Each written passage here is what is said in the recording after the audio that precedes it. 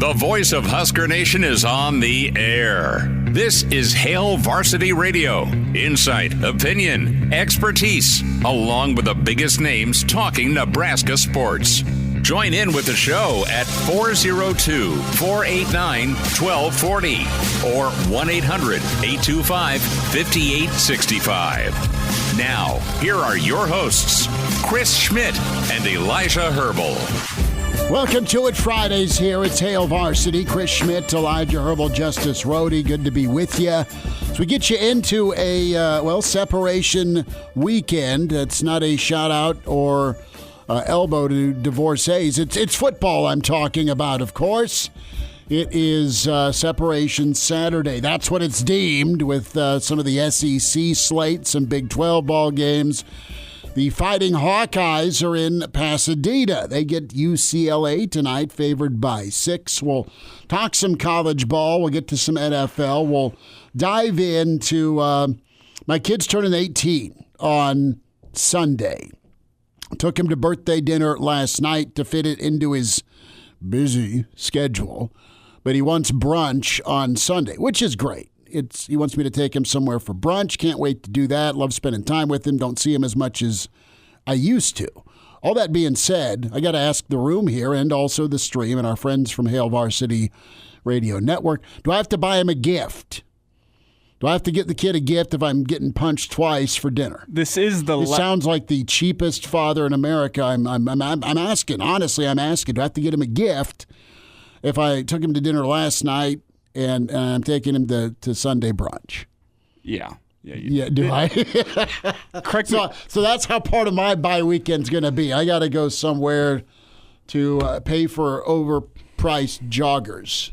Well, you didn't know. You don't have to do something. It's the thought that counts, right, Schmidt? It doesn't have to be anything too significant. I am the most grudge-worthy person when it comes to buying gifts for people. I'm in, I'm out. What size are you? Okay. See, because it would have been fun back in the day. I know you can't do it anymore. Well, you could. He turned 18, it used to be, you can buy cigarettes now, get him a pack of cigs or something like that. But now, let's get Junior addicted to nicotine. Well, that'd be funny and that'd be low effort. A pack of cigs runs you what? It's like $6 nowadays. I have no clue. That would be a funny little prank to pull. But unfortunately, he can no longer. I shouldn't say unfortunately, it's probably good for the public health of America, but 18-years can't buy themselves cigarettes anymore. Smoke up, Johnny! So I don't think you can do that. I'm trying to, you can pull the old, half-hearted, tongue-in-cheek type gift, and you can pull it off because you've paid for dinner. But I should remind you, I believe this is going to be his last birthday living under your roof. Yeah, we're gonna make great efforts to at least do Sunday dinner or something once he goes off to college. Okay. So 10 years ago, this popped up on Facebook.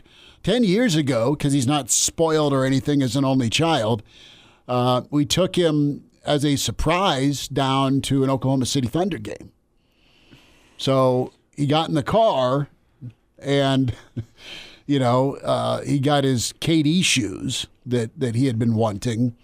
And was like, well, we're going to Omaha. And, being the little snot he is, he's like, well, we're going the wrong way if we're going to Omaha.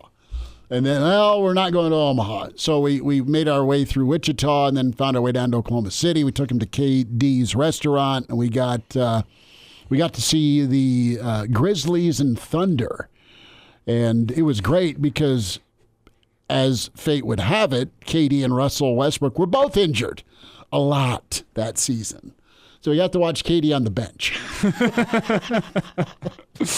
That's still a better gift than Matthew says for his birthday you should take him to Shakers. I can say that because they're no longer open. Brother, that's the funny. Matthew, you're hilarious. Because anytime Junior'd be in his little car seat, as I get nostalgia for a minute. The Pink Barn. He thought it was. He's like, Daddy, are we going to the toy store?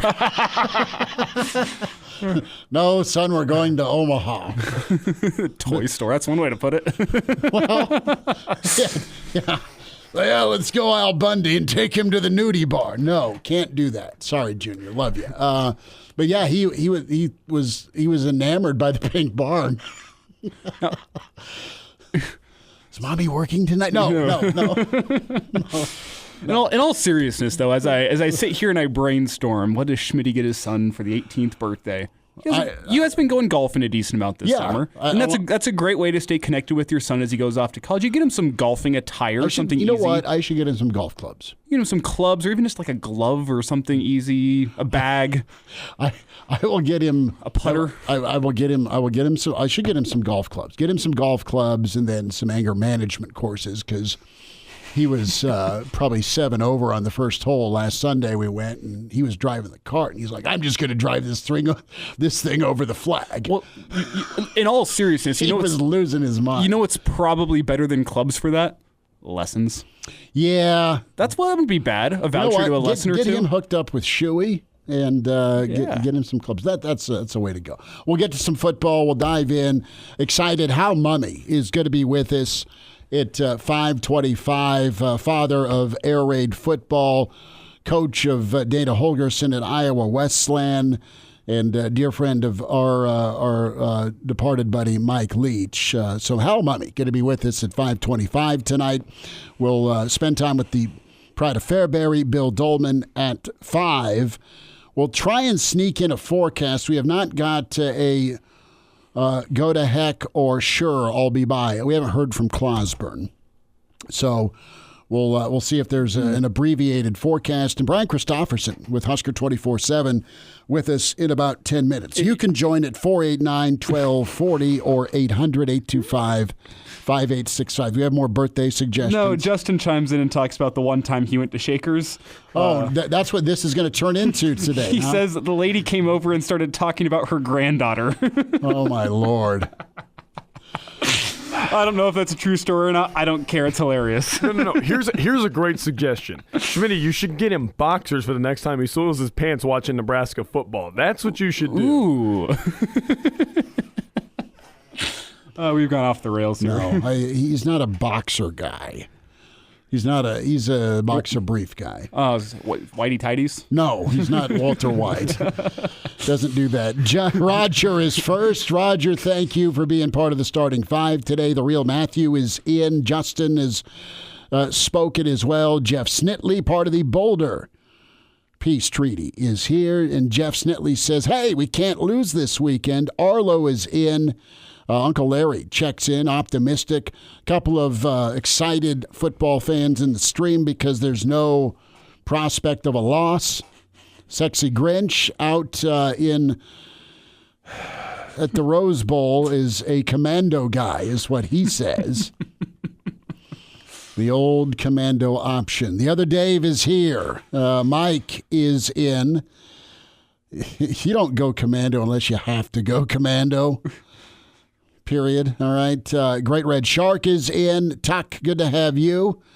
He says 8 inches of snow is now melting in the rain in western Nebraska. Good to have NASCAR Eric in. He's at the Phoenix Raceway.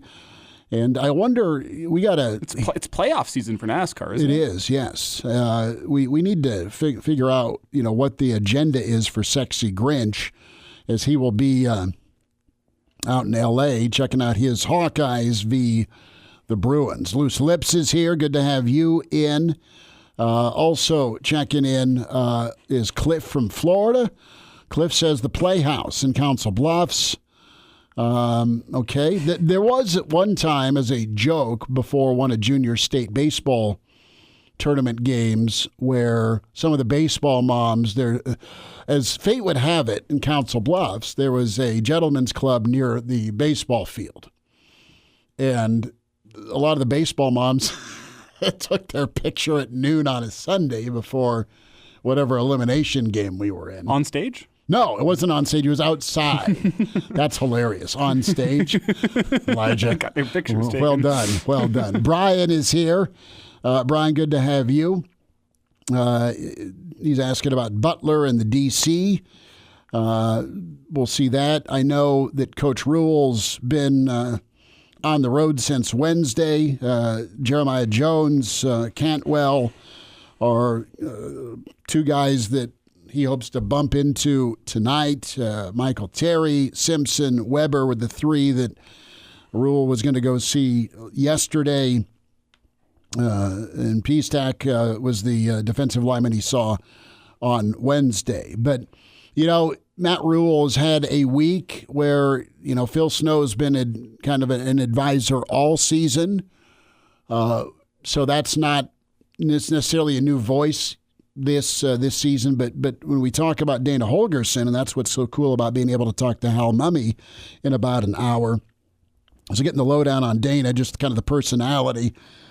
And you have a situation with, Dana comes in, and if Rule's serious about winning, period. Okay, he's clearly making a move that isn't desperation, but that's in the best interest of improving his football team on offense. And that means if push comes to shove, if this gives the team the best chance to win, gives the team the best chance to have the quarterback play better, gives the team the best chance to have wide receivers become more productive. Because let's be honest, man, like Nayor had a good game last game, but it's been kind of hot or cold. And I'm not picking on Nayor. I'm just saying it's a far cry from the first couple ball games. Banks has gone milk carton, right? I mean, he's only getting a grab or two. It's not that he's not getting targeted, but Banks came in as a first-team All-ACC guy with just shy of $1,000 and 10 touchdowns. I mean, the guy can ball, and it's a far cry. So if between now and next Saturday when Elijah's live in L.A. Covering Nebraska football out at the Coliseum, hey, if Dana needs to call plays, I'm good with that. I don't know if they're there, but, hey, I'm not opposed to it. I'm not opposed to it, but the value... It just seems hard to do in this short a turnaround time. The value, I think, in the short term, we talk about the next 3 games, is more that element of figuring out what Banks and Nayor have done well this season, not in their careers. What have they done well this season? How can you marry that with what Dylan Raiola does well? That outside voice to come in, and maybe it's 1 to 2 plays on a Saturday in a game plan that you're able to add in the passing attack. Maybe it's, hey, 1 new running play that we're going to add a new wrinkle, or we're going to add a little eye candy on this rushing play because it's going to make this defensive lineman do this, and it's going to open up a lane for the running backs. It's more about the micro, I think, whenever Dana Holgorsen comes in and makes adjustments right now. I would be surprised to see him on the headset over the final 3 games. I think it's much more a case of, hey, Dana Holgorsen says this about the game plan. He's been a lot of places. He's led a lot of very, very good offenses. We're going to listen to Dana. He's going to put these in the game plan. We need to run these, but I don't think it's a case of putting Dana on headset on this short of notice. I could be wrong on that. Check back with me in a week, but my feel is much more the micro, hey, let's get the outside voice. What do we do well from an outside scout perspective? How do we continue improving upon those things we do well? What are little tweaks we can make to the offense? Here is what Matt Rule's an absolutely fantastic communicator. And, before you let the guys out this weekend, because it's a bye week, you've practiced this week. You've got prepped for USC. You've had team meetings. You have that incredible auditorium where the whole team can fit in, and Rules, you've seen it on Chasing 3, where he talks to the team. And if I'm putting my head coaching hat on, I'm telling the old guys to go to the training table, and I'm talking to the young guys right now, and I'm saying the time is now. You've had almost a season. We need all of you to step up, play your best football, and really kind of not take the reins, but seize the opportunity, not only get these upperclassmen to a bowl game or beyond, but it's in your hands here. We'll help you get there. It's not alone. But it's in your hands as freshmen, sophomores, to finish it out the right way, because it's eventually going to be your team. And Casper brings up a really good point here in the stream. He asked the question, what if Holgorsen was brought in to help Garrett McGuire and not Satterfield? And I think from a short-term point of view... I think it's help all. Well, I think it's help all, but from a short-term point of view, I think that could be something that Holgorsen circles whenever he's watching this Husker offense this year and say, hey, this is where I need to help out over the next 3 games. So we kind of laid out yesterday. I don't see a scenario where Holgorsen left the decompression-type job he had at TCU where I don't want to say he didn't have as many responsibilities, but you don't have the same responsibilities as if you're an OC or a head coach. I don't think you leave that job for a 3-game trial run at Nebraska and then you're off to somewhere else next year. I think you bring in a guy like that with an eye on the long term. But if that's what he circles, I think he could be onto something, saying, hey, if we get better play out of the wide receivers, he could help the type of game plan that Satterfield's doing. I think he's onto something. Good comment, Casper. And yeah, Casper, thank you. Black Hills Brennan is in. Walter from Philly checks in, and then we'll check back with us. I'll say this. When it comes to Holgorsen and what's he want to do next? The guy's in his early 50s. He's made a ton of money. But with all these coaches, the money is nice and it's, comforting, but they are driven and wired to just compete and go win. So if I'm Holgorsen and I look at the influx of college to the NFL, you look at the Lamar Jacksons, you look at Patrick Mahomes, right? You look at more air raid in college now in the NFL. If he can help flip Nebraska and he lands a coordinator gig at Nebraska or somewhere else with Holgorsen, and he has a couple of good seasons, if I'm an NFL head coach, I'm looking at his fingerprints on some really successful offenses. Look at Reed, the pro style. Look at Reed, the mesh with Mahomes, and look how dominant it has been. So if I'm an NFL squad at some point, not to get too far ahead of the cart or horse here, you look at a guy like Dana, because he's been pretty prolific with that style and offense. Gets it about as well as anybody. All right, Brian Christopherson going to join us. Hope you're well on a Friday. It's Hail Varsity. Can always stream Hail Varsity YouTube channel. And now, back to Hail Varsity Radio. Thanks for hanging out. Friday edition. It's Hail Varsity. Chris Schmidt, Elijah Herbel, Justice Rhody. We'll check in here 1 hour. Hal Mumme going to be with us. We say hi to Brian Christopherson with us, Husker 24/7 Sports. BC, how we doing, man? What's the Friday looking like for you? I'm doing pretty well. How are you? We're good. What's the bye week entail for BC? Bye week's about the same as the other weeks. My life is in that mundane pattern now of being a 43-year-old guy that all just kind of run together. You sound sad, man. I was saying, do you get a breather? You going to sneak out and play some golf Sunday? I just I didn't do any of that. No, all right. No, that was a sad answer. I know, but the tone. Yeah, it was. It's kind of bleak outside. I think that's affecting my how I'm saying it. The thought bubble is SOB. I got to do this interview here at 4:25 for these bye week Friday before I'm into these it. Yahoos. It's all good, but it's been a pretty eventful week with Nebraska football, of course, with Coach Rule on Monday, and the Snow and Holgorsen news. And what's your outlook, BC, with the addition? Yeah, it's obviously a pretty interesting headline. I don't think it's going to cause waves over there or anything, in part because both Holgorsen and Snow are pretty well acquainted, I think, with a lot of the guys on the staff through their previous connections. Obviously, Holgorsen was even in town in the offseason. Everybody remembers when Nash was wrestling, and that was kind of a storyline then if he would join. So I know people are kind of trying to connect dots and say, okay, what does that mean for 25? Is this the transition into something? I, of course, ponder those same thoughts, but also don't really want to get on the jump to conclusions mat to steal from Office Space. So that's probably a dated reference, I think. No, there's been a lot of Office Space with the two Bobs this week. That's okay. Okay, that's good. But yeah, I think the thing that will be okay is you heard Rule on Monday talk about, like, maybe you got to examine, like, some of the game planning and how that's going together and all that.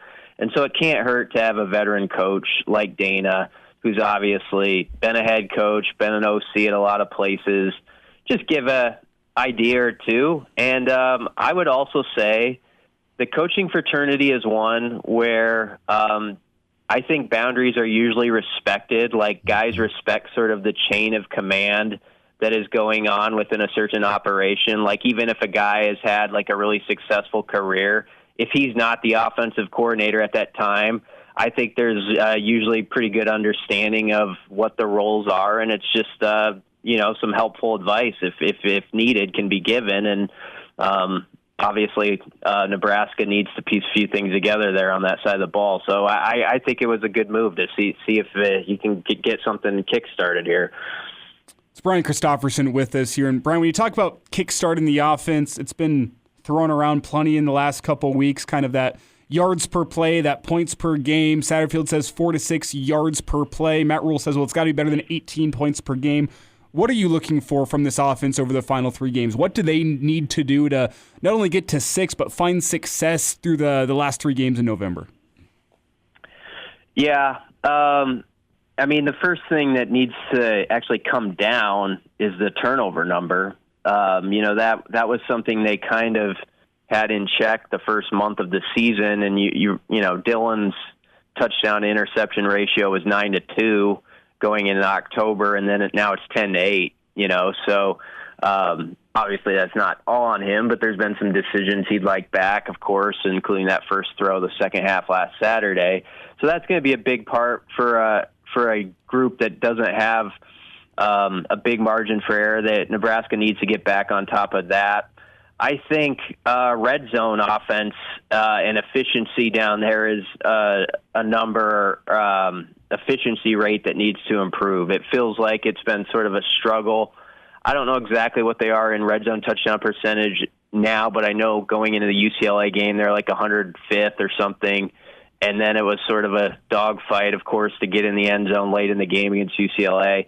So I don't know if you can find a thing or two that you think you can maybe unlock something down there, because,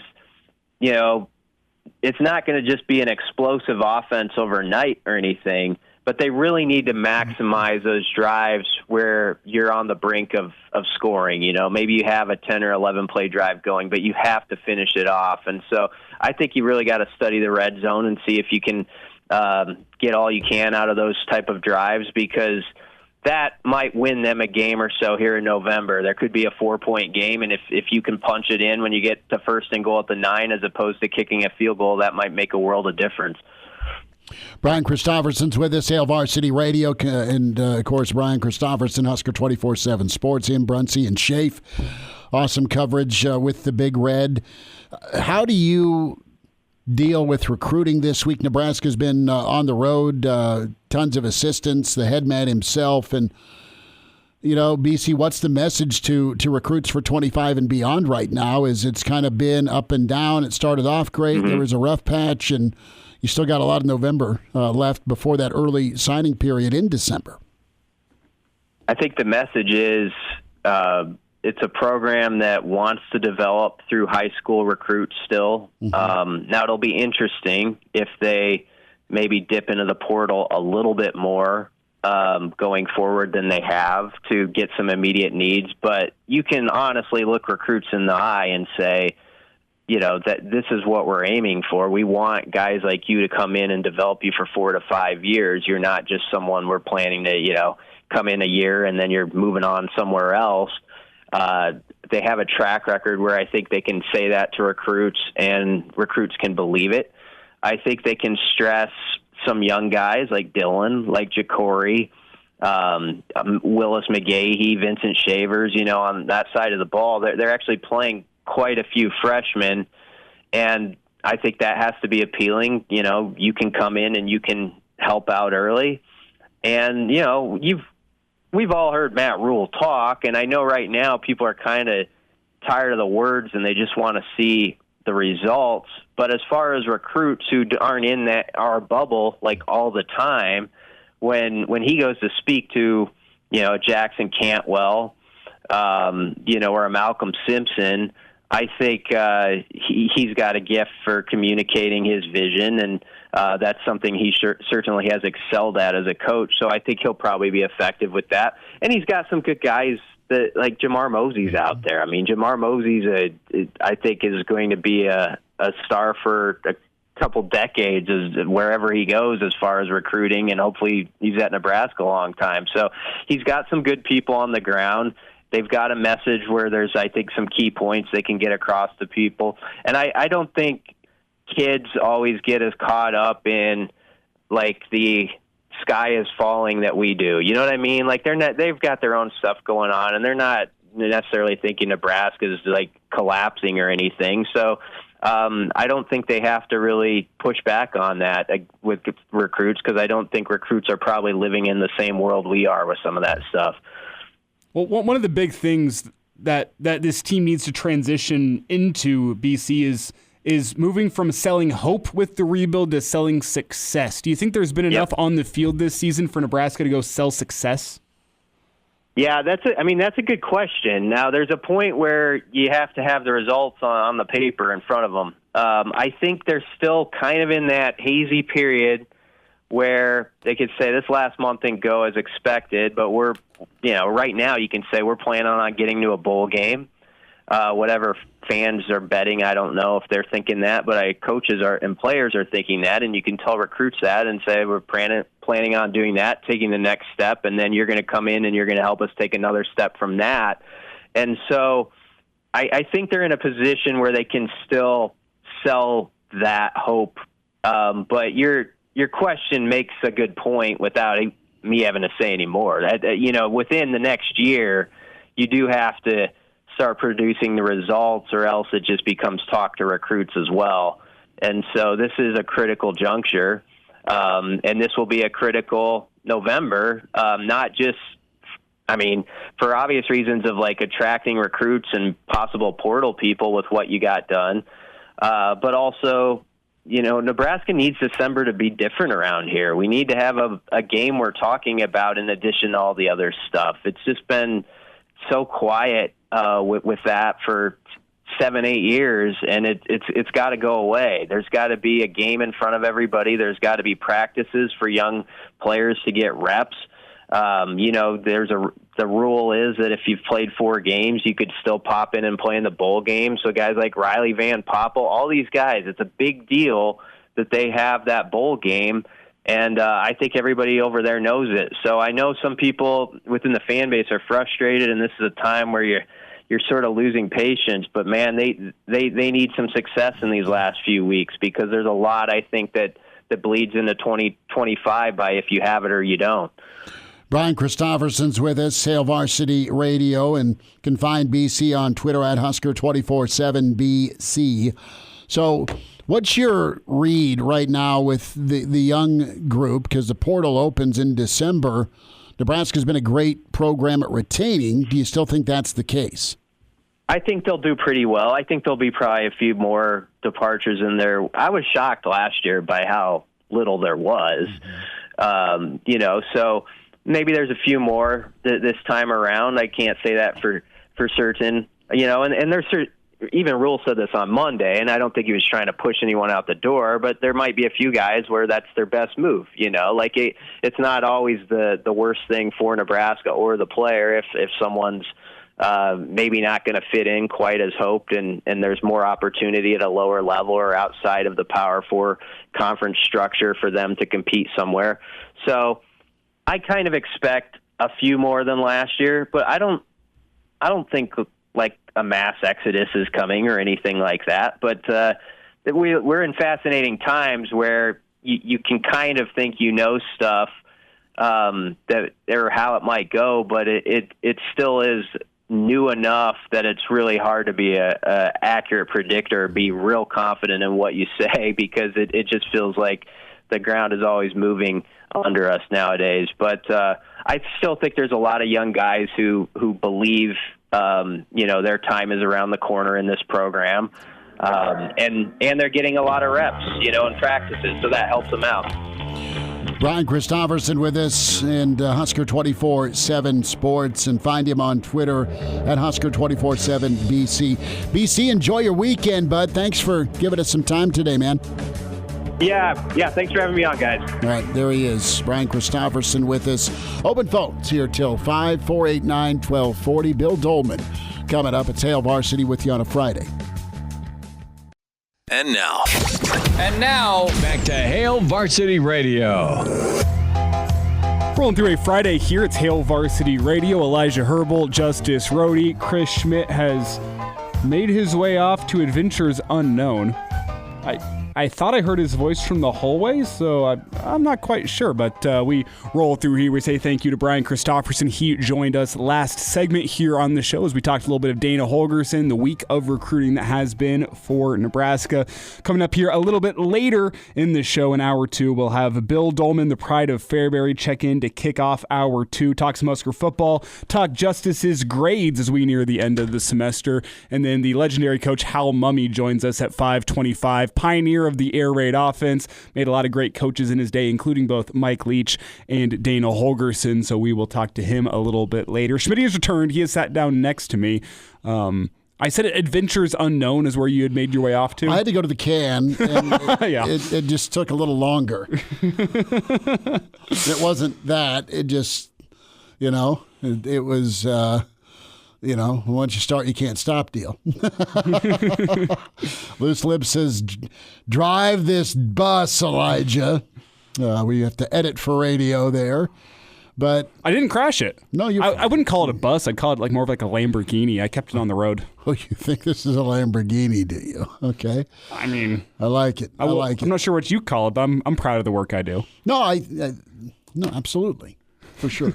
I was putting you on the spot there. I was trying to get you to say something. The Lambo. Yeah, lots of Lambos in Nebraska. I love it. Or Bugattis. Bugatti. As in Bugatti Barney. Yeah. That's a nickname I've been trying to get rolling. Unfortunately, hasn't quite stuck. But there's a lot of discussion in the stream chat about Barney being a guy that people are worried about being poached this offseason in the portal.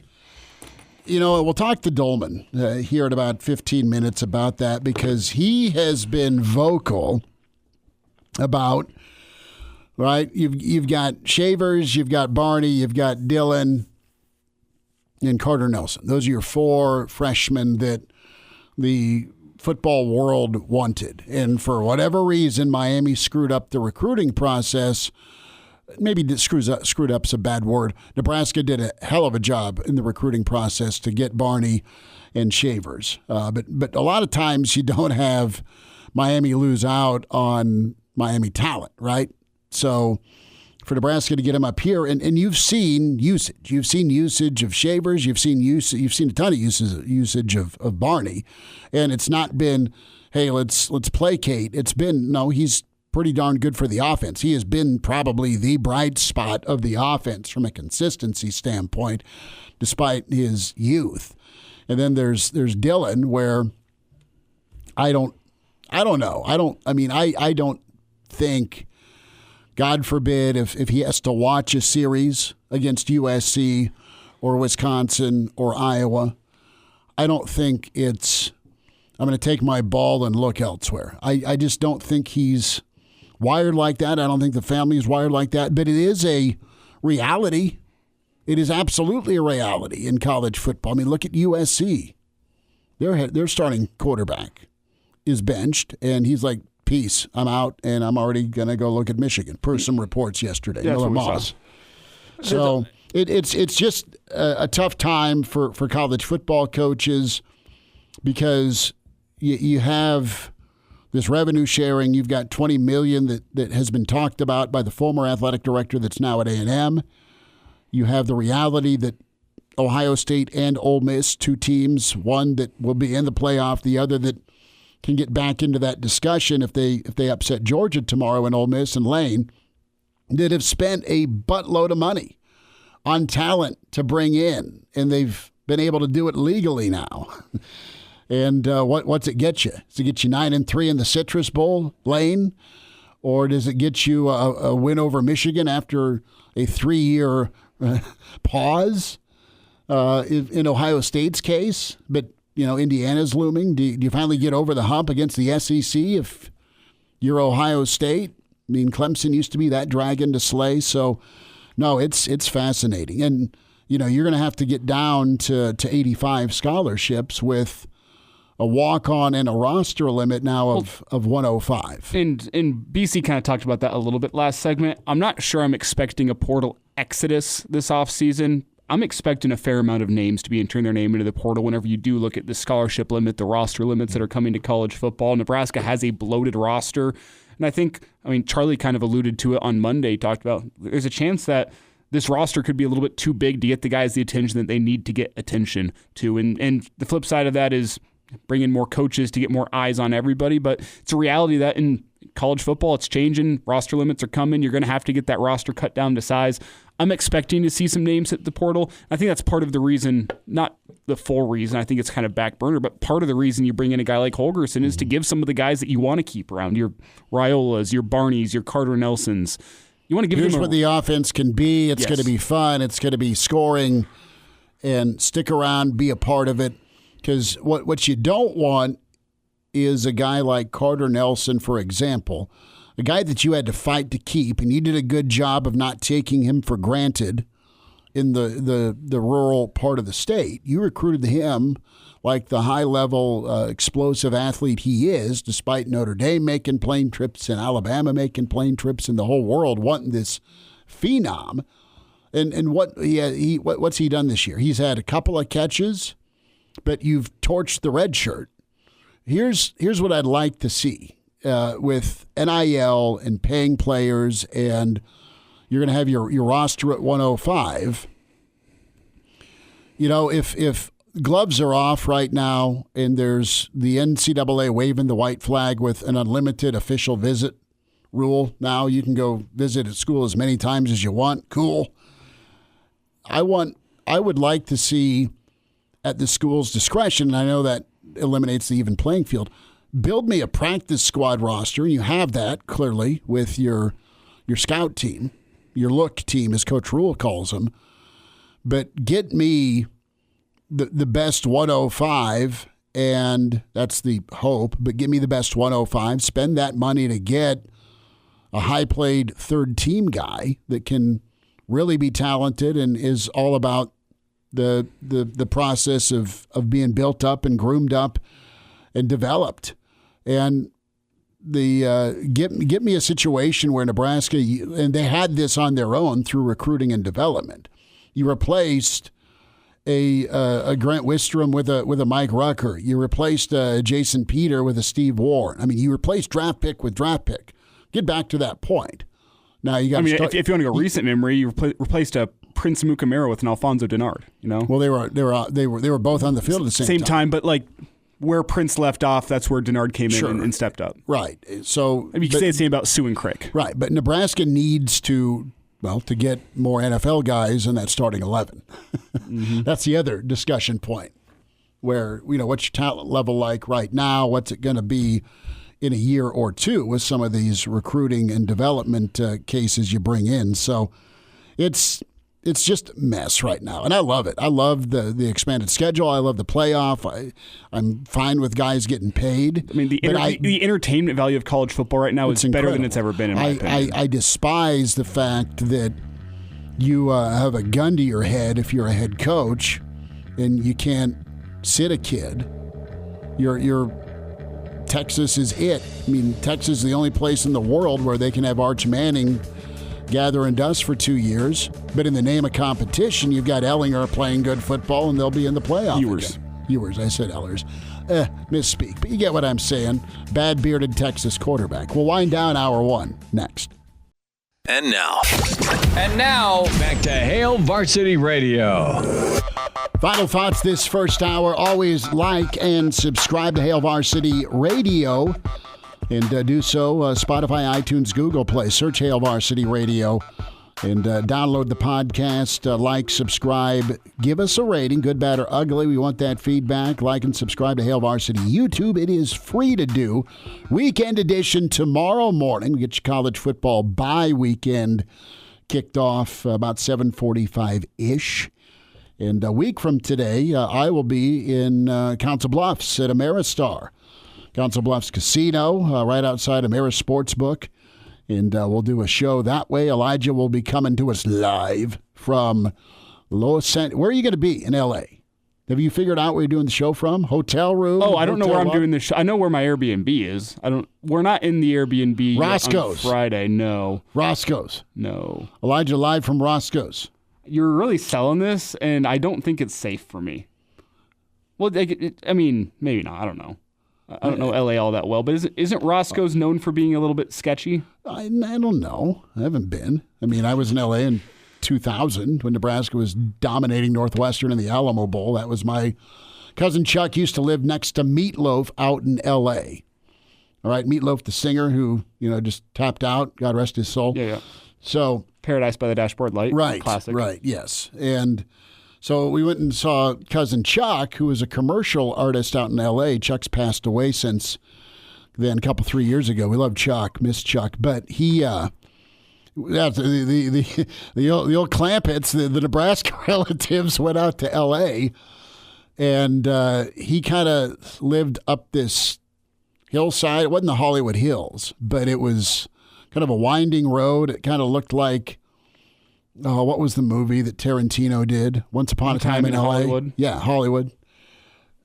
Kind of that vibe of a house. So it wasn't Malibu, but we did drive by OJ's joint, Brentwood. The Tiger Shark says you have lots of street cred, Elijah. I'm sure. Go to Roscoe's. So I've been there once, but we went to Beverly Hills. My brother and I got kicked out of Beverly Hills, some high-end clothing store. It was straight up like the scene from Beverly Hills Cop, where Axel walks in and, Bronson, his character, Serge, I think was a dude's name in the movie, was talking art with Axel, the cop from Detroit. Yeah, it was oil and water. We stuck out like two big old sore thumbs. We didn't roll it in overalls or jean shorts and boots, but there was clearly the side eye from the locals. From the locals. Who are these unwashed? So, yeah, I haven't been to L.A. So I want a feedback. I'm looking forward to it, yeah.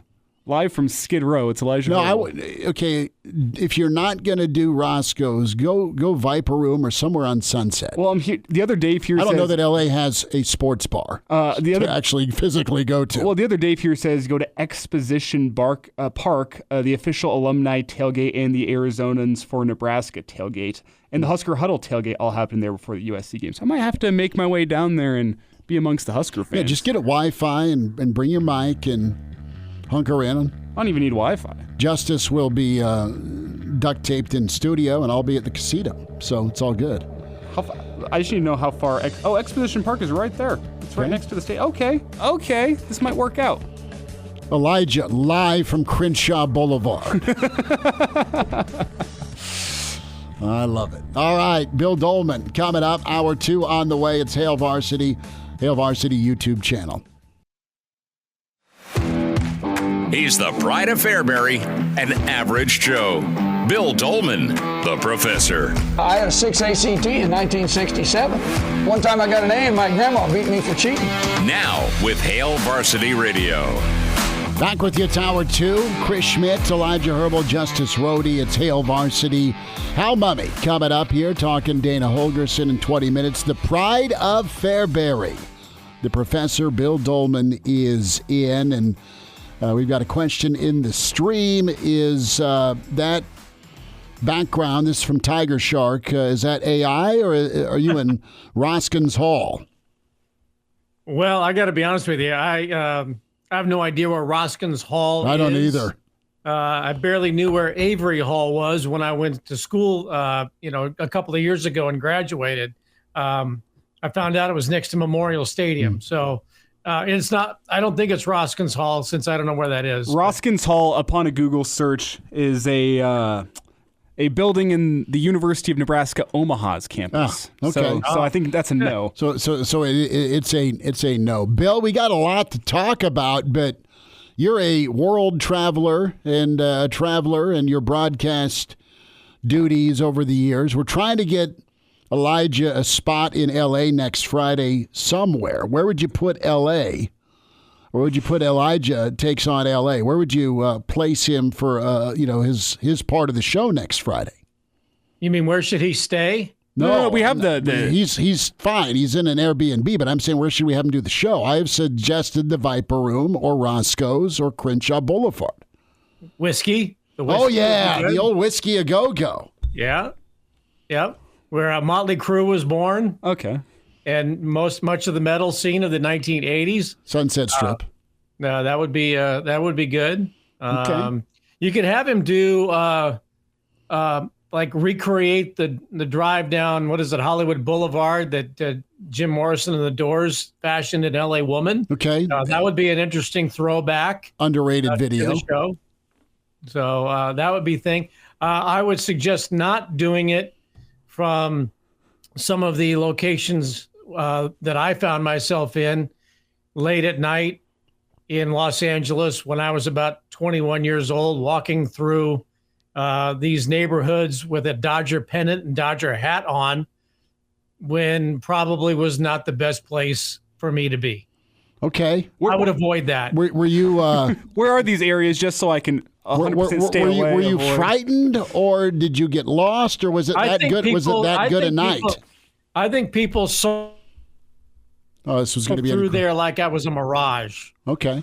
Like, there's no way this guy is that stupid to be walking in this neighborhood at this time of the morning.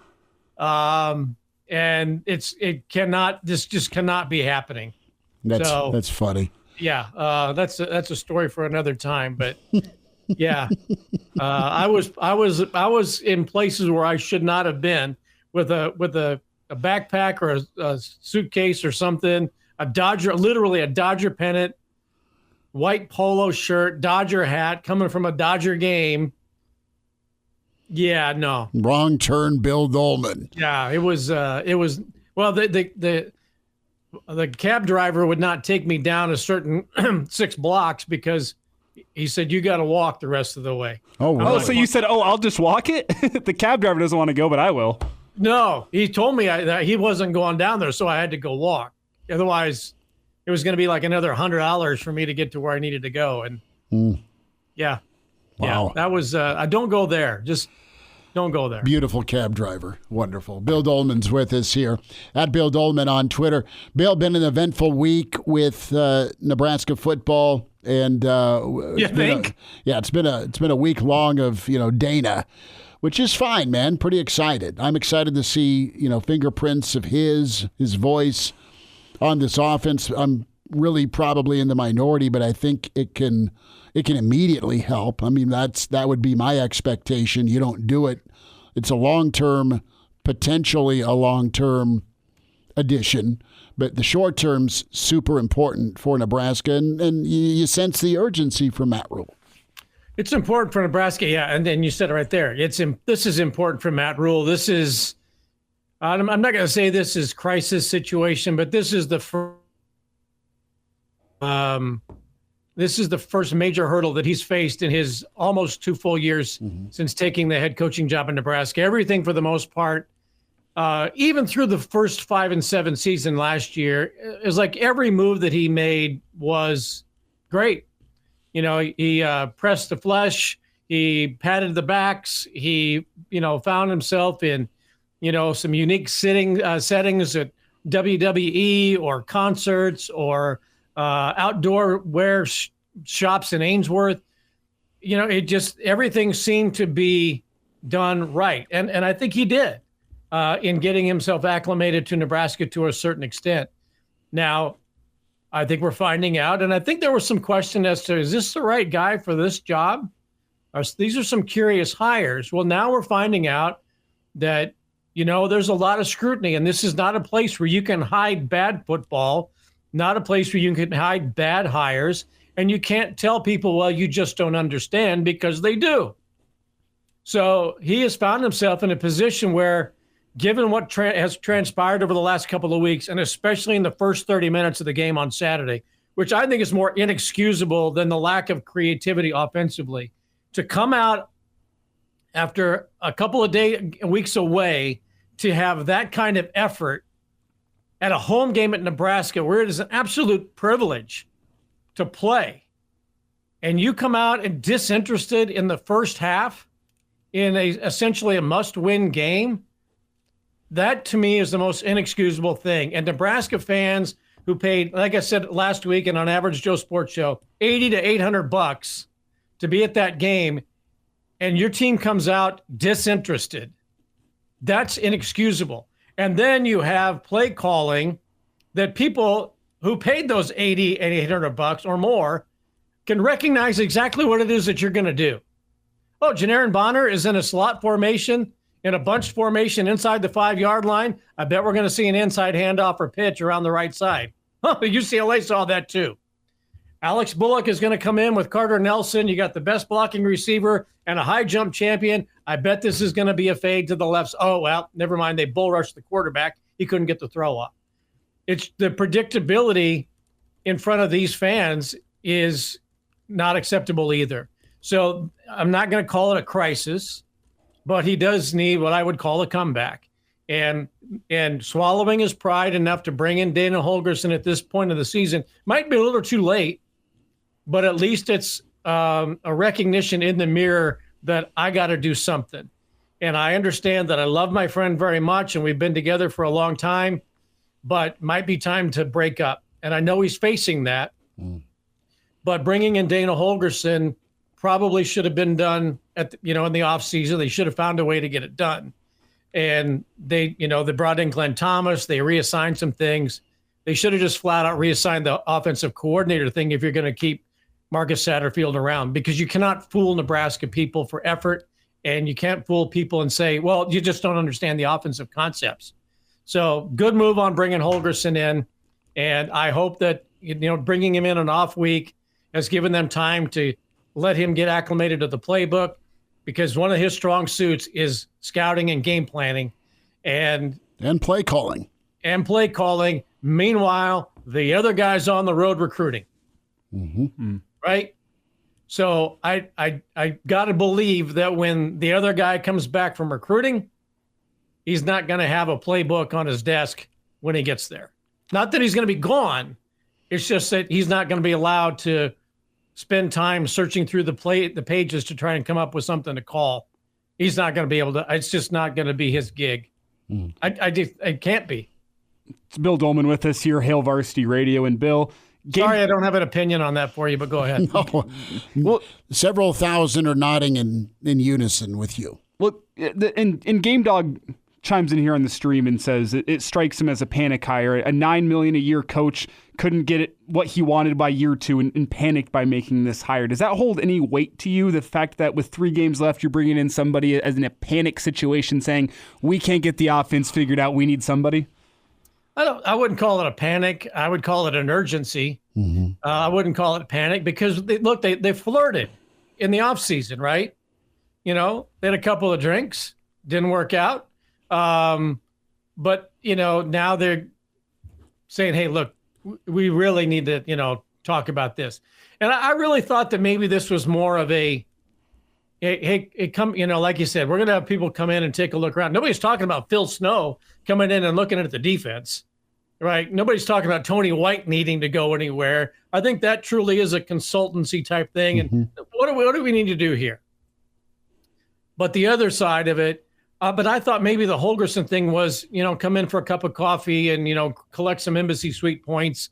And, thanks for everything. You're always welcome in Lincoln.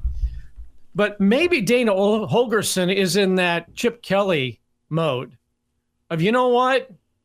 And he's going to get paid handsomely here, right? Maybe it is like, I don't want to be a head coach in this era anymore. I was a great offensive coordinator at Texas Tech and then Oklahoma State, got the head job at West Virginia, goes to Houston, and now you're starting to evolve into conference realignment, and Houston's in the Big 12, and you're a little behind in recruiting to A&M and to Texas, and now you got NIL and transfer and all this stuff. Maybe Dana Holgorsen is looking at what Chip Kelly did, and maybe it's not so bad to go to a place that loves college football, probably going to make $2 million a year, because if you pay Marcus Satterfield 1.4, as I said last week, ain't no way the next guy's coming in going, I'll take Bieniemy money for $550. No, the next guy who comes in, especially if his name is Dana Holgorsen or somebody of that ilk, is going to say 1.6, 1.8, or 2. So maybe Holgorsen is saying, this might not be a bad place to just hang out for a while, right? Well, I don't have to mess with the portal and all that other stuff. I can just coach football. I think every really talented coordinator or former head coach, and even some sitting head coaches, let me just get to the NFL, man. Let me get to the NFL where I don't have to jack with whatever college football is today. It's more NFL-like with this expanded playoff. There's payrolls now, right? There's revenue sharing, but there's still the babysitting element. If you screw up, I can cut you in the NFL. Now you're still having to worry about a kid hitting the door if he doesn't like how things are going playing time-wise. Well, coaches and universities need to stand up and say, all right, there has to be some compensation if we're going to lose somebody. If you're not going to sit out, they're not going to re-implement if you transfer, you got to sit out a year, which I think they should. Mm-hmm. We got to instill some commitment and loyalty. And I know that is like pie in the sky, but there has got to be some sense of commitment and loyalty to the decision that you both made to get together, Nebraska, whatever college and whatever 5-star, 4-star, 3-star, that if you're going to go, there has to be a contract now. I know they're getting rid of letters of intent. It's got to be a 2 or 3 year, 4-year deal. All right. And if you're going to transfer, the NFL has compensatory picks in the draft. There's got to be draft. There's got to be some type of, I believe, financial compensation that if you start tampering, especially if you tamper, which, Miami of Ohio says is what happened with all of their players. But if you're tampering and a kid transfers in some way, there should be some type of compensation for the school that loses a player. So if, let's just say, for example, a school in South Florida decides that they want to bring some kids back to, say, South Florida, and we'll call him Uncle Luther, comes up with some money and attracts some people to go back, and Nebraska there should be some compensation so that you don't have the tampering and you don't just completely give carte blanche to the loyalty and commitment, and it just doesn't mean anything anymore. USC, I hear, is like losing their quarterback because he lost his job over the weekend. Yeah, the guy's thrown probably too many picks, but I don't know that he's been the reason they've lost. Right. I think it's kind of BS he's been benched, but that's just me. I just think there has to be, the NFL doesn't allow players to just go, I don't want to be here anymore. I'm going to go here next year. I'm going to go here now. Mm-hmm.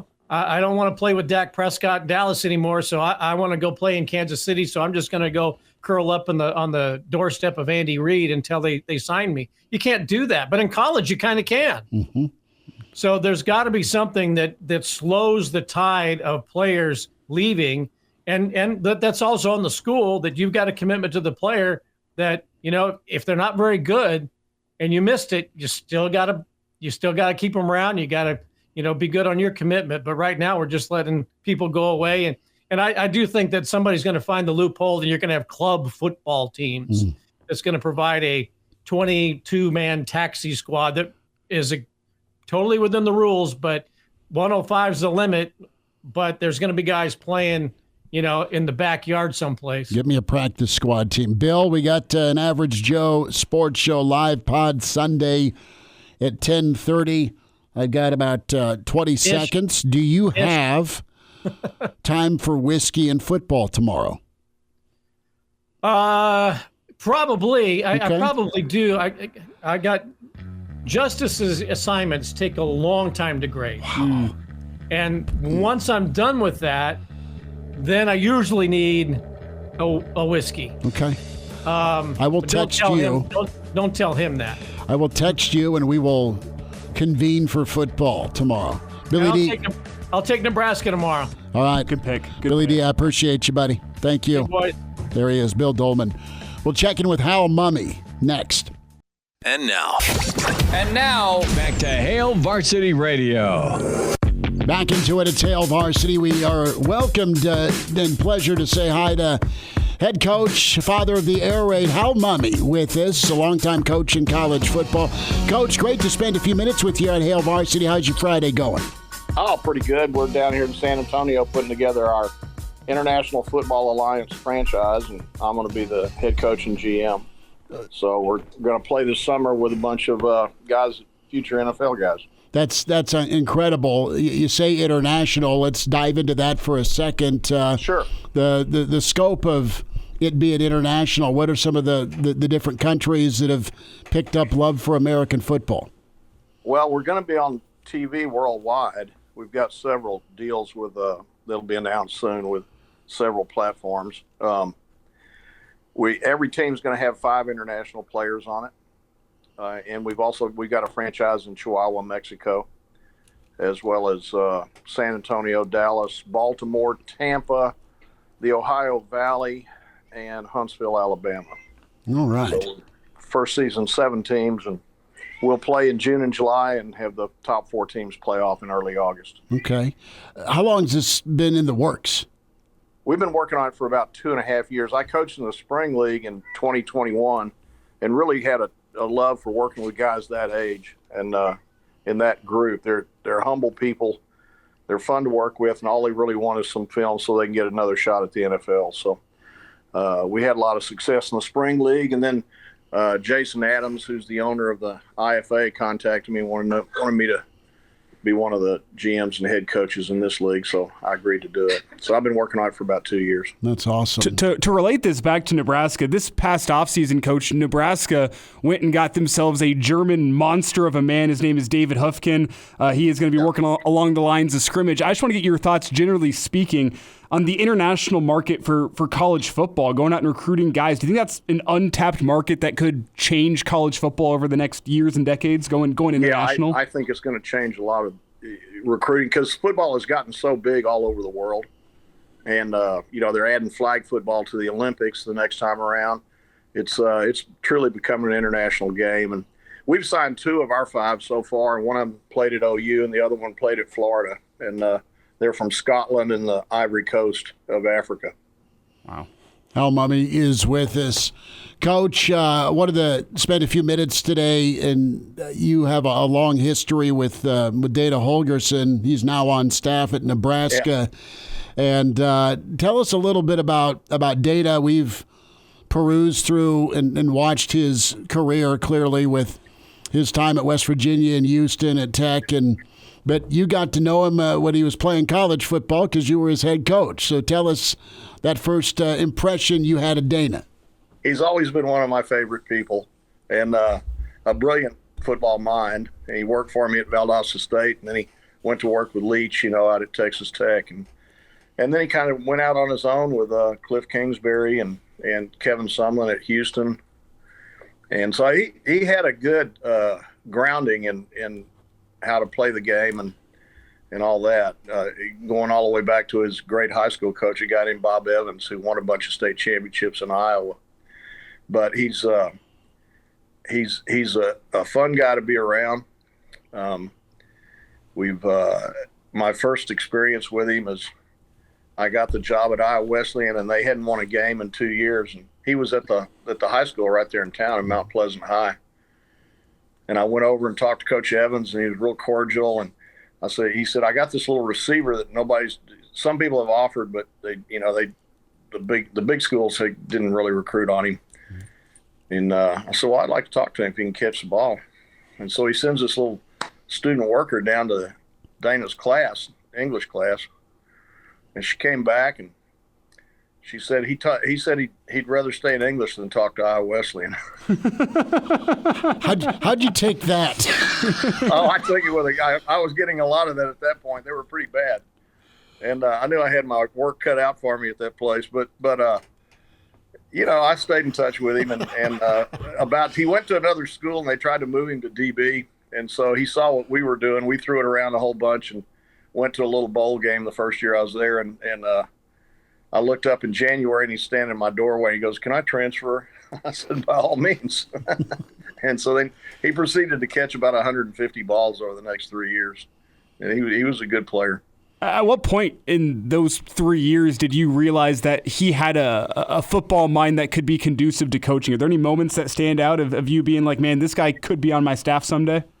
Yeah, for sure. I mean, he would come to the sidelines and tell me plays, and they'd always work. He'd get mad at me if I put somebody else in to run them. This would work. We developed those little quick screens everybody throws now, out to the wide receiver. So Dana would come in. We call him Randy and Larry. So he'd come over and he'd go, hey, throw me a Larry. So I'd put the fast guy in to catch the Larry, and he'd get mad at me. Well, Coach, you said two dirty words around Nebraska. That's wide receiver screen, at least this season. Yeah, it's not been great. What seems to be the problem there? The perimeter blocking, Coach, has been lacking, and Nebraska has turned to Dana as a fresh set of eyes, as Coach Rule said earlier in the week. And I know that Coach Rule and Dana have good history, and he's in to help. Have you followed or looked? You've been busy, obviously, with international football, but you ever keep an eye on or an eye out for Nebraska football at all? Yeah, I think I saw one of their games on TV earlier in the year. I think Dana will be a big help to him. He's a bright guy. He knows what to do, and I think he and Coach Rule will job pretty well. The quick screens are you have to work on the blocking. It's our offense is all about reps, and it's not about having a lot of plays. It's just about having a lot of reps of the same plays over and over again. And that to make those things work, you have to be good at the blocking. Absolutely, absolutely, you do, and Nebraska would run them, and a handful of times it might pop for 10, 4, 6, maybe 10 or 12. But if a block would have been held right, it could have gone for much longer. And a lot of times, you're -2 or no gain, and it's 2nd and 10. I mean, that's just kind of how the roller coaster's gone. But the short passing game is necessary, especially as much zero blitz as Nebraska's seen this year. The thing about those plays, we developed them really to run early in the game, and we didn't really care if we made anything on them. We wanted the D lineman to have to run all the way over there. Okay. So it was designed to wear out the D lineman. And I started them in the high school level at Copperas Cove, Texas, and I had to play against a bunch of big schools that had future Southwest Conference and Big 12 D linemen on them. And so I wanted to get them as tired as possible so they couldn't rush the passer as well. So we did a lot of those like that, but you can make them successful. And the other thing you can do to makes it work is let it be the quarterback's call, because he can tell when those corners are tired and when they're backed off a little too far. Yeah, Coach, I think you hit on a great point there. So I wanted to ask you, with a 5-star freshman like Dylan Raiola up here, like he's been struggling a little bit as of late with just breaking down reads and processing the game. So how integral is Dana, like as a consultant, going to be to help get the quarterback back driving the offense and processing things quickly? Well, I think he knows how to do it, and I think, I hope they mesh real well, and he can add something to it for you guys. But I think the rapport between the quarterback coach or the coordinator, however it's done, head coach in some cases, and the quarterback's really important. That quarterback has to become like a coach on the field, and if he's a freshman, a true freshman, it takes a while. And just because they got 5 stars in front of their name doesn't necessarily translate to immediate success. It's Hal Mumme with us, your legendary coach, pioneer of the air raid offense. And Coach, let's take a step back and just look at the quote-unquote air raid as a whole. There's been doubts among Husker fans bringing in Dana. Well, that doesn't stylistically mesh with the Big Ten. I want to get your thoughts on how the offense that you pioneered meshes within the Big Ten. Do you think that holds any weight? And then as a follow-up to that, do you think it's possible in a conference like the Big Ten to pass to set up the run? Because that's what you think of when you think of the air raid. Yeah, well, the answer to all that is yes. I never really cared about what the conference's style was. I just wanted our style to be what it was, and we wanted to be good at it. And anyway, it doesn't matter who you're playing, but if your athletes are fairly equal in ability, it gives you a great advantage. Mainly because not a lot of people do it. There was a time in the Big 12 when nearly every school in the conference was running it, maybe 10 or 12 years ago. But now it's kind of rotated back, and it's not as popular as it was to begin with. So I think it's a good time to pull it out. And it always gives you a come-from-behind advantage. You're never out of a game. And you can just look at the games that Mike Leach coached, or he's probably the most famous at it. But, you're always going to have a chance to come from behind. If you look at Shannon Dawson, who's the coordinator down at Miami this year, he's one of our guys. And they've had, I don't know how many come from behind victories they've had this year, but it's been a lot of them. And Dana actually brought Shannon into the fold because he recruited him at a little school in Mississippi College where he had gone to be the coordinator. And then when I got the job at Southeast Louisiana, he called me and said, hire this guy because he's got a really bright mind. And I did. And then he moved on from there and moved up, and he's done a great job everywhere he's been. But I think the style of play for the conference doesn't really matter. It's how good you can play on Saturday afternoon against those 11 guys. Hal Mumme's with us. Few minutes, Hail Varsity Radio. Coach, wanted to get your take on just when you watch football, what do you like to watch? Who do you like to watch? Pro, college, what when you're not working on international football, what football do you like to watch? I like some of the pro football, mostly the guys that are doing stuff like we do. For a long time, I didn't watch any of it because it was like watching paint dry. But some of the younger head coaches, and Andy Reid, of course, have and Bill Belichick did it to Patriots when he was there. But they opened it up here about 10 or 15 years ago, and so I'd always watch them. In college, the first one I always watch is Colorado State because my son's the offensive coordinator there, and they're having a great year. So I always tune into that. And then after that, it's kind of a checklist of, okay, which of the former players and coaches are playing, and who can I see on TV?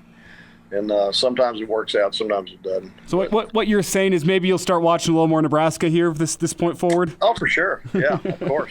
Yeah, of course. I try to watch Neil Brown at West Virginia and Lincoln Riley. He's struggling a bit out at USC, but I still like watching him. And Deion Sanders at Colorado, he runs a lot. He's got one of my son's former assistants. Oh, wow. Helping with their offense, and one of my former offensive line coaches is on the staff there. So I watch them when I can. And Deion's done an amazing job of putting it in. And I went to Jackson State when he was there and watched him practice, and it was like watching my own practice. Yeah, Prime's done an incredible job. They were here early in the year, got drilled a little bit, but they have flipped it around, and they're knocking on that Big 12 title door if they can get a little more help. Yeah, that's true. That's true. But I like Matt Rule. I wish him well, and I think he was made a good hire to bring Dana in. Maybe he can get them sparked a little bit here on the home stretch. It's bye weekend for Nebraska, Coach Mumme, and the next trip is out to see Lincoln and USC. So that's next Saturday, a week from tomorrow. Nebraska's at USC. So we'll see how many points are put up between the two. I wanted to ask you, and we were fortunate enough over the years, a lot of years, of Coach Leach being on with us, and it all kind of started. I was working as a reporter for Fox Sports, and had a chance to interview Coach after they came to Lincoln and won, and this was 2009, and do a post game interview. I think they beat a pretty sound. I think this was an Ndamukong Suh's senior year. So Pirate comes in, goes 31-10 in Lincoln, and kind of hit it off with him. He connects with Jack Arute. I had interned for Jack when he was doing ESPN stuff, and I was still finishing up school, and just kept in contact with Coach. So loved having him on. I loved just chatting with him and miss him. But you and Coach Leach, your connection the road trips at Iowa Wesleyan, and I need to hear the story about that trip you guys took down to Key West to go get a punter. Yeah, we had. Well, it was really cold, as you can imagine, in Mount Pleasant, Iowa, in February, and our office was in the basement, so the only windows we had were those little window wells. Oh no! And they were always filled up with snow. And so we're looking at our schedule, and we had gotten so good so fast, none of the small liberal arts colleges would play us anymore. So our schedule was filled up with all these schools that were, a division or so above us. We were independent, so we had to make our own schedule. And I'm looking at the schedule, and I told Mike, I said, we got the best team we've ever had here, and we may only win 3 games. I mean, it's just, the schedule's so daunting. I said, we need an edge. And anytime we needed an edge, we'd always go on the road and look for some ideas. So we flew down. Well, I could only get enough money to fly to Orlando. So we flew to Orlando and rented a car, and then I had told Mike, find somebody to recruit in Florida. And, of course, Mike being Mike, he finds a kicker in Key West. So we landed in Orlando, and the great Don Matthews, who won 7 Grey Cups, was coaching a spring league team in Orlando that spring. And I said, let's go by and see Coach. And so we did, and he was really gracious and let us hang out with the team and go to the meetings the whole day. And we're walking out to practice, and I said, Coach Matthews, what's your best drill? And I thought he was going to give me like a quarterback drill or something. And he says, oh, you watch bandit drill at the end. That's where we work on our 2-minute offense. And so we went out there, and I'd seen 2-minute offenses before, but I'd never seen them done this efficient and this fast. And I looked at Mike, and I said, that's our answer right there. There's our edge. And he looks at me, he goes, we're going to do it all the time, aren't we? I go, yeah, we are. It's going to be our 60-minute offense. So we came back and put it in, and the rest is kind of history, as they say. And that's what people know is the air raid, where you play fast and you throw the ball all the time, and you try to throw a lot of short crossing routes to people that can run. And we'd already got all that in, but what we added to it was the no huddle, and it resulted in a 10-1 and only playoff team in the history of the school. Wow, that's awesome. And then we all went to Valdosta State after that. Yeah, went to Valdosta and then Kentucky, and a lot of Jimmy Buffett. Sounds like Pirate and talk about Jimmy Buffett. Would you guys karaoke, or would you just listen? No. I've been trapped into that a couple of times, but I don't really like doing it. I'm not a very good singer. But I'm saying in the car, as you guys are road tripping to go on recruiting trips, would you? We listen to Buffett all the time. Yeah.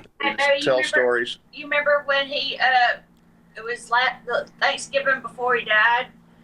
That's my wife, Jacqueline. Hey, Jacqueline, nice to have you on the Hale Varsity Show. And Mike called Hal at like 3 a.m, like he always did, and Hal would always answer. He wouldn't answer if I called at that time. He always answered if Mike Leach called. And he said, Hal, we really changed the game, didn't we? That was awesome. That was awesome. They really did. They did. Hal Mumme with us here, Hale Varsity. Kids, when it comes to recruiting the air raid, I mean, there's got to be a lot of excitement, Coach Mumme, with just kids wanting to be in an offense like this. Oh, yeah, it got pretty easy to recruit. I mean, first of all, we play so fast during practice that we don't ever run any sprints at the end of practice. So for the big guys, that's the first thing that would always come out of my mouth is we don't run any sprints after practice. But what we didn't tell them was you're going to be sprinting on every play during practice. And then, obviously for the quarterbacks and receivers, they all wanted to do it. The guys you really had to work on the most were the running backs because, they kind of – the air raid kind of makes it sound like they're left out. Maybe tell them what Patrick Mahomes said. Patrick said that he was air raid. He wouldn't be in the NFL if it wasn't for the air raid.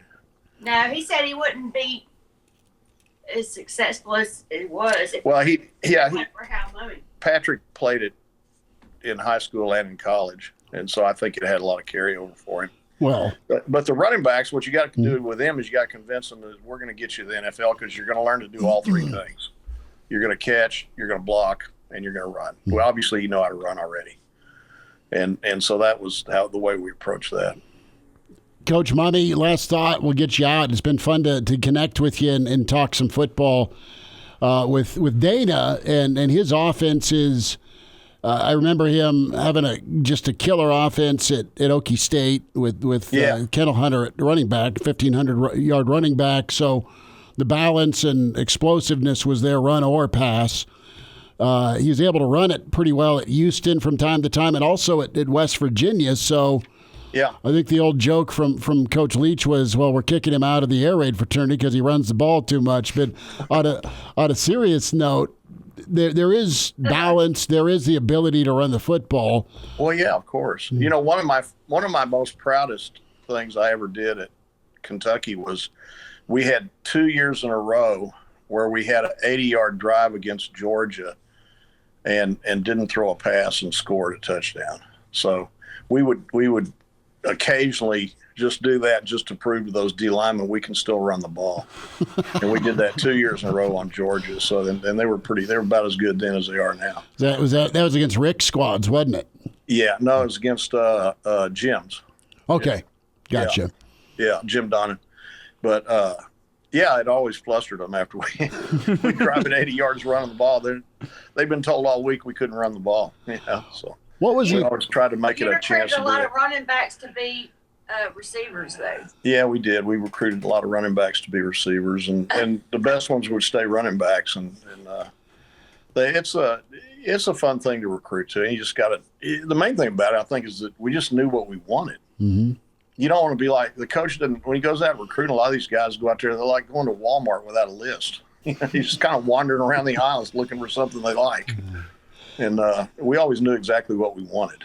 And Yes. I think Dana will help in that respect a whole bunch. See, unfortunately, that's my style at Walmart. So it's cousin Eddie with Clark. You know, it's 3 bags of Old Roy and broken ornaments. We need to pick this up. You come home with an ice chest and a ladder. You don't get what you. Yeah. You don't get what you set out to get. You don't get what you set out to get. Look, a pellet gun's on sale. You know, for me, it's always they came out with what flavor of Oreos? Yeah, where's the screwdriver I went to get? Vodka's on sale. Sweet. Yeah. I love it. All right. Coach Mumme's with us. Coach, you take care. We'll connect again, and always appreciate you giving us a few minutes. Oh, I'm happy to do it, and I know you and Coach Leach had a great relationship, and he's we still think about him every day. Yes, we do. Well said, Coach. You take care. All right, y'all too. And now, back to Hale Varsity Radio. One final time, big thanks to Hal Mumme. Big thanks to Clausborne with us. He's imaginary. He wears red. Friday forecast time. Claus, appreciate you for juggling this thing a little bit. How we doing today? Well, I'm a little perturbed, but I suppose leave it to the liberal media to give more time to the person wearing blue instead of the legendary figure in red. Wow. Well played, Claus. We're going to do a lightning round of Friday forecast. We'll have the full Friday forecast for you next Friday. Elijah in L.A. I'll be at Ameristar, and Justice will be stuck in studio. BYU, Utah. We shall see if the Cougars can stay unbeaten. Utah's had a rough season, -2.5. I'm going to go with Utah in the Fighting Harleys, the Whittinghams, outright here, 28-24. They win outright and get right. Give me the Cougs. I'm riding that BYU defense. 21-13. BYU gets a victory. Justice. Yeah, I agree. Give me the Cougs. As much as I don't like the Mormons, I got to ride them on this. Wow, hold on. Referring to the football team specifically. Yes. Thank you. Let us cover your ass. Claus, what happens here? Well, this is just what this country needs, another heated contest between the red and the blue. But I suppose when you think about it, the BYU really only wears blue on Saturdays. The rest of the week, they've got those short-sleeve button-down slacks and name tags. So I'll go with the Cougars 24 and the Utes, 2 Utes 21. The Utes. Georgia, Ole Miss. Ole Miss has to have it. They won't get it. Better quarterback play for Georgia this time around on the road. Bulldogs 27, Ole Miss 24. Georgia covers, wins outright. Elijah. Sco Rebs. Give me Ole Miss to win this football game. Jackson Dart, that offense. I think they get it done 31-28. A big victory for Ole Miss to keep their playoff hopes alive. What do you say, Justice? I think it's the running Rebs time. They got to have this one to get back in playoff contention. Give me Ole Miss 35-31. Okay, Claus, you going Georgia, you going Ole Miss? Well, I was a little disappointed in the state of Georgia this week, taking so long, methodically, slowly counting those votes, especially when off season, all we heard was how Georgia can't stop themselves from going way too fast. So I'm putting my money behind Ole Miss this week. Rebs 28 and Georgia 24. LSU Bama. Mike the Tiger will be prowling the sideline. Will it matter? Some rough road games this year for Bama. Lost at Tennessee, lost at Vandy. It's the three-peat for Bama. And give me LSU outright 27-21 over the Crimson Tide. I think both teams really need this football game. I think Bama's the better squad. I think they get it done in Death Valley. Give me Alabama to win this football game. 28, LSU 24. Just as quickly, bud. I like Bama 42-35 in this one. Okay, points aplenty. Claus, what say you, Bama or the Tigers? 30 seconds. Well, I know a lot of people this week thought that they were watching the saddest thing they'd ever seen on Tuesday night. But with the week Kirk Herbstreit has had, I feel like College game day at this particular game is going to be an even bigger tearjerker. And there's nothing Kirk loves more than picking Alabama over every other team. So in light of the week he's had, I'm going to take Bama 21 and LSU 17. Claus, we love you. We'll check in next Friday. Okay.